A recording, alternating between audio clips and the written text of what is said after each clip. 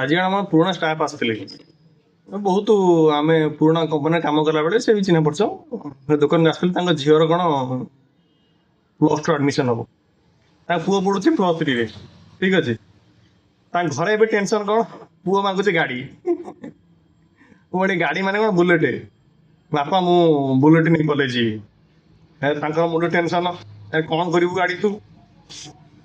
ସେଠୁ ମୋତେ ଶିଖିଲା, ଆଉ ପୁଅ କହୁଛି ଆଉ ବୁଲେଟ୍ ଆଣିବାକୁ, ଆଉ ବାବା ମୋତେ ପଇସା ଦିଅ ମୁଁ ବୁଲେଟ୍ ଆଣିବି।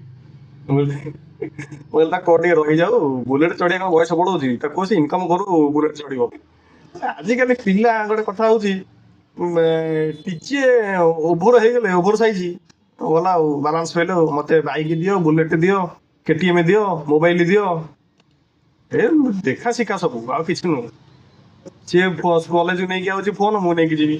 ସେ ଗାଡ଼ି ନେଇକି ଆଉଛି, ମୁଁ ଗାଡ଼ି ନେଇକି ଯିବି। ଏଇଆ ତ, ଆମେ ତ ସେଇଆ ଆଉ, ଆମେ କାହାକୁ କ'ଣ କହିବା ଆଉ। ସିଏ ରିଲ୍ ବନଉଛି, ଆମେ ବି ରିଲ୍ ବନେଇବା। ଏଇ ତ ଆଉ ଆମେ ତ ନିଜେ ତ ଠିକ୍ ନାହିଁ, ଆଉ ପିଲାଙ୍କୁ କ'ଣ କହିବା ଆଉ। ଛାଡ଼, ସେ ଯାହା ବି ହଉ। ଆଉ ପିଲା ମାଗିବେ, ପିଲା ମନ ଦୁଃଖ କରିବେ, ଆମେ ଟିକେ କାଠେଇବାକୁ ପଡ଼ିବ।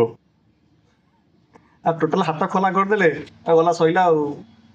ଏମିତି ବସି କଥାବାର୍ତ୍ତା ହେଲୁ। ପାଖାପାଖି ତାଙ୍କ ଝିଅଙ୍କର +2 ପୁରା ଯାହା ଫର୍ମ ଥିଲା ପଡ଼ିଲା, ଆଉ କିଛି କାମ ଥିଲା, ପାଖାପାଖି 2 ଘଣ୍ଟା 3 ଘଣ୍ଟା ବସିଲେ, କାମ ସାରି ଗଲେ।